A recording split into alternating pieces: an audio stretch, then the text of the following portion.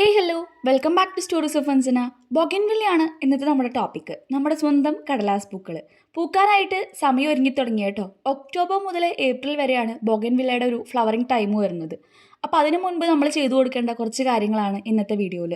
മണ്ണ്, വെള്ളം, പ്രൂണിങ്, അതിൻ്റെ വളങ്ങൾ, അതൊക്കെ എങ്ങനെയാണെന്നാണ് കേട്ടോ നമ്മൾ നോക്കാൻ പോകുന്നത്. ഞാൻ ചെയ്തിട്ട് കഴിഞ്ഞ വർഷം എനിക്ക് റിസൾട്ട് കിട്ടിയ കാരണമാണ് ഞാൻ നിങ്ങളായിട്ട് ഷെയർ ചെയ്യണത്. അപ്പോൾ നമുക്ക് നേരെ വീഡിയോയിലോട്ട് പോകാം. ബൊഗൻവില്ലയ്ക്ക് അത്യാവശ്യം നല്ല രീതിക്ക് സൂര്യപ്രകാശം വേണം കേട്ടോ.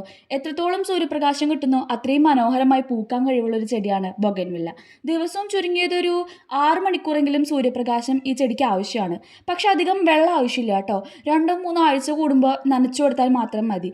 മണ്ണ് നല്ല നീർവാഴ്ചയുള്ളതായിരിക്കണം, പക്ഷെ നനവ് അധികം വേണ്ട. അങ്ങനത്തെ ഒരു ഇതാണ് ബൊഗൻവില്ലയ്ക്കുള്ളത്. പിന്നെ ഇതിന് കാര്യമായിട്ടുള്ള പരിചരണത്തിൻ്റെ ആവശ്യം ബൊഗൻവില്ലയ്ക്ക് വരണില്ല. മഴക്കാലത്താണ് നമ്മൾ കുറച്ചെങ്കിലും ശ്രദ്ധിക്കേണ്ടത്. കാരണം വെള്ളം അധികം തങ്ങി നിൽക്കുകയാണെങ്കിൽ ആ ചെടിയുടെ വേരോടക്കിന് അതിങ്ങനെ ചീഞ്ഞ് പോകാനായിട്ട് സാധ്യതയുണ്ട്. കാരണം എന്താ, വെള്ളം അധികം ഇഷ്ടപ്പെടാത്തൊരു ചെടിയാണ്.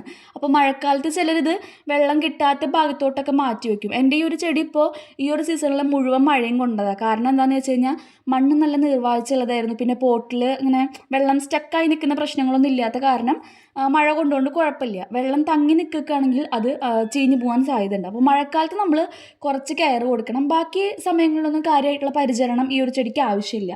പിന്നെ നമ്മൾ ശ്രദ്ധിക്കേണ്ട ഒരു കാര്യം പ്രൂണിങ് ആണ്.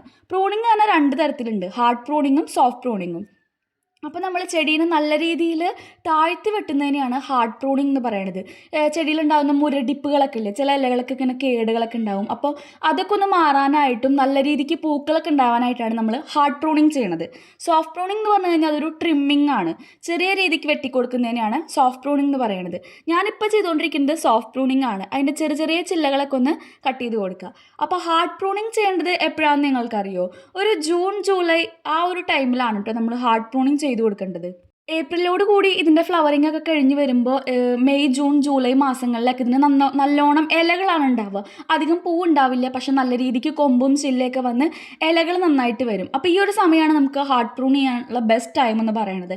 അതിന് നന്നായിട്ട് അങ്ങ് താഴ്ത്തി വെട്ടിക്കൊടുത്തു കഴിഞ്ഞാൽ പുതിയ ബ്രാഞ്ചസും പുതിയ ഇലകളും ഇതൊക്കെ വരും. അപ്പോൾ ആ ചെടീനെ നമുക്ക് നല്ലൊരു ബുഷിയായിട്ടൊക്കെ വെക്കാം, ചട്ടിയിലൊക്കെയാണ് വെക്കണമെങ്കിൽ.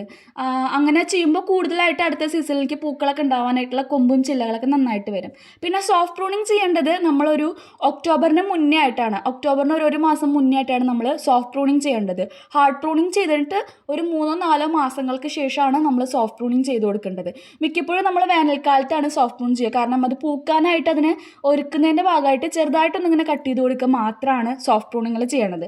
സോഫ്റ്റ് പ്രൂണിങ് കഴിഞ്ഞ് കഴിഞ്ഞാൽ നമുക്കിതിന് വളങ്ങളൊക്കെ ഇട്ട് കൊടുക്കുക. അപ്പോൾ നിങ്ങൾ എന്തെങ്കിലും ഫ്ലവറിങ്ങിന് വേണ്ടിയിട്ടുള്ള എന്തെങ്കിലും വളങ്ങളൊക്കെ ഉണ്ടെങ്കിൽ അത് നമുക്ക് ഈ ഒരു സോഫ്റ്റ് പ്രൂണിങ് ചെയ്തതിന് ശേഷം ഇട്ട് കൊടുക്കാം കേട്ടോ. അപ്പോൾ നമ്മുടെ വീട്ടിൽ ഒരു ചെടിക്ക് നമ്മൾ പുറത്തുനിന്നുള്ള വളങ്ങളൊന്നും ഇട്ട് കൊടുക്കാറില്ല. വീട്ടിൽ തന്നെയുള്ള ചാണകപ്പൊടി, ആട്ടിൻകാട്ടം, അതുപോലെ തന്നെ ചാരം, അങ്ങനത്തെയൊക്കെ മിക്സ് ആക്കിയിട്ടാണ് നമ്മൾ ഇട്ട് കൊടുക്കാറ്. ഇപ്പോൾ നമ്മൾ ബൊഗൻവില്ലയിൽ എന്താ ചെയ്യണമെന്ന് വെച്ച് കഴിഞ്ഞാൽ മേൽഭാഗം ഇങ്ങനെ ഉറച്ചിരിക്കുകയായിരിക്കും. അപ്പോൾ അതിൻ്റെ മണ്ണൊന്ന് ചെറുതായിട്ട് എനിക്ക് കൊടുക്കും. വേരുകൾക്കൊന്നും കേട് വരാണ്ട് നന്നായിട്ട് താഴ്ത്തി ഇളക്കാണ്ട് മീദത്തെ ഭാഗം മാത്രം, മീദത്തെ മണ്ണൊന്ന് എനിക്ക് കൊടുത്തിട്ട് ചാണകപ്പൊടി കൂടുതലും മണ്ണ് കുറച്ചും ആയിട്ടുള്ള ഒരു മിക്സാണത്. അത് നന്നായിട്ട് അങ്ങ് ഇട്ട് കൊടുക്കും. അപ്പോൾ നല്ല രീതിക്ക് ഇതിന് എന്താ പറയുക, ആ മണ്ണിലോട്ട് ഇറങ്ങി ചെല്ലാൻ വേണ്ടിയിട്ടാണ് മീദത്തെ മണ്ണൊന്ന് ചെറിയതായിട്ടൊന്ന് ഇളക്കി കൊടുക്കേണ്ടത്. അധികമായിട്ട് നമ്മളിങ്ങനെ പിടിച്ച് കുത്തി ഇളക്കി ആ ചെടീനെ ഇങ്ങനെ വേരുകൾക്കൊന്നും കേട് വരാതെ ശ്രദ്ധിക്കണം കേട്ടോ. അപ്പോൾ ഇങ്ങനെ ഇളക്കാൻ വേണ്ടിയിട്ട് ജസ്റ്റ് ഒന്ന് നനച്ചിട്ട് കൊടുത്തു കഴിഞ്ഞാൽ ആ മണ്ണൊന്ന് ചെറുതായിട്ട് ഇങ്ങനെ അനങ്ങി കിട്ടും. അതിന് ശേഷം മാത്രം വളങ്ങളൊക്കെ ഇട്ട് കൊടുക്കുക. അപ്പോൾ ഇത്രയും കാര്യങ്ങളൊക്കെയാണ് നമ്മൾ ബൊഗൻവില്ലയ്ക്ക് ചെയ്യേണ്ടത്. പിന്നെ ബൊഗൻവില്ല നമുക്ക് ടെറസിലോ പോട്ടിലോ വേലിയായിട്ടോ അല്ലെങ്കിൽ മരത്തിൻ്റെ രൂപത്തിലോ ബോൺസായി ഒക്കെ ആയിട്ട് വളർത്താൻ പറ്റുന്ന ഒരു പ്ലാന്റ് ആണ്. അപ്പോൾ അതിൽ ഏറ്റവും ഇമ്പോർട്ടൻ്റ് എന്ന് പറഞ്ഞു കഴിഞ്ഞാൽ പ്രൂണിങ് ആണ്. ഹാഫ് പ്രൂണും ഷോർട്ട് പ്രൂണും നമ്മൾ കൃത്യസമയത്ത് ചെയ്ത് കൊടുക്കുകയാണെങ്കിൽ തന്നെ അത്യാവശ്യം ആ ഒരു പ്ലാന്റ് നല്ല ഹെൽത്തി ആയിട്ട് നിൽക്കും കേട്ടോ. പ്രത്യേകിച്ച് ഹാർഡ് പ്രൂണിങ് ചെയ്യണം. ഞാൻ ഹാർഡ് പ്രൂണിങ് ചെയ്തതിൻ്റെ ഒരു വീഡിയോ ഇതിന് താഴെ റിലേറ്റ് ചെയ്ത് കൊടുക്കാം കേട്ടോ. ജൂൺ ജൂലൈയിൽ ഞാൻ അത് ചെയ്ത കാരണമാണ് ഇപ്പം ഞാൻ സോഫ്റ്റ് പ്രൂൺ ചെയ്യണത്. കാരണം ഇത് പൂക്കാറായി തുടങ്ങി. ഒക്ടോബർ ആവാൻ പോവല്ലേ. ഒക്ടോബർ ആയി വരുമ്പോഴേക്കും ചെറിയ രീതിക്കൊക്കെ പൂക്കൾ ഉണ്ടായി തുടങ്ങുന്ന സമയമാണ്. അപ്പോൾ ഞാനിതൊരു ഉച്ച സമയത്ത് അതൊക്കെ ചെയ്തു കൊടുത്തത്.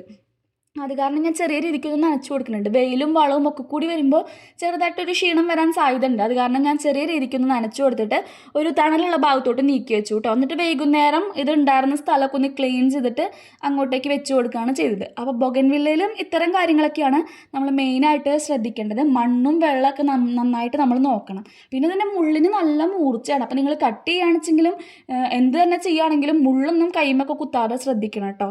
ഇത്തരം കാര്യങ്ങളൊക്കെയാണ് നമ്മൾ ബൊഗൻവില്ലയിൽ ശ്രദ്ധിക്കേണ്ടത്. അപ്പോൾ ഇങ്ങനത്തെ വീഡിയോസൊക്കെ നിങ്ങൾക്ക് ഇഷ്ടമായി എന്ന് വിചാരിക്കുന്നു. കൂടുതലായിട്ട് വേറെ ഏതെങ്കിലും ചെടികളെക്കുറിച്ചുള്ള അറിവുകളോ അല്ലെങ്കിൽ എന്തെങ്കിലും ഫ്ലവറിങ് ടിപ്സോ അങ്ങനത്തെ എന്തെങ്കിലും വീഡിയോസൊക്കെ പോസ്റ്റ് ചെയ്യണമെന്ന് വെച്ചെങ്കിൽ നിങ്ങളൊന്ന് കമൻറ്റ് ചെയ്യുകയാണെങ്കിൽ എനിക്കറിയുന്ന പോലെ ഞാൻ ആ വീഡിയോസൊക്കെ അപ്ലോഡ് ചെയ്യാം കേട്ടോ. അപ്പോൾ ഇത്രയൊക്കെ ഉള്ളൂ. അടുത്തൊരു ദിവസം നമുക്ക് പുതിയ വീഡിയോ ആയിട്ട് കാണാം. ഇതിലും കൂടുതലായിട്ടുള്ള എന്തെങ്കിലും അറിവുകളൊക്കെ നിങ്ങൾക്കുണ്ടെങ്കിൽ കമൻറ്റ് ബോക്സിൽ ഉറപ്പായിട്ടും എല്ലാവരും പറയണം കേട്ടോ. ഞാൻ പറയുന്ന പോലെ നിങ്ങളും പറയുമ്പോൾ നമുക്ക് കൂടുതൽ അറിവുകളൊക്കെ പരസ്പരം ഷെയർ ചെയ്യാം. കുറേ പേർക്ക് പറയാൻ മടിയാണെന്ന് തോന്നുന്നു, കമൻസ് ഒന്നും അധികം കാണാറില്ല. അപ്പോൾ നിങ്ങൾക്ക് ഇത്തരത്തിലുള്ള എന്തെങ്കിലും കമൻസുകളോ അല്ലെങ്കിൽ അഭിപ്രായങ്ങളോ സജഷൻസൊക്കെ ഉണ്ടെങ്കിൽ കമൻറ്റ് ബോക്സിൽ രേഖപ്പെടുത്താം. അപ്പോൾ അടുത്ത ദിവസം കാണാം.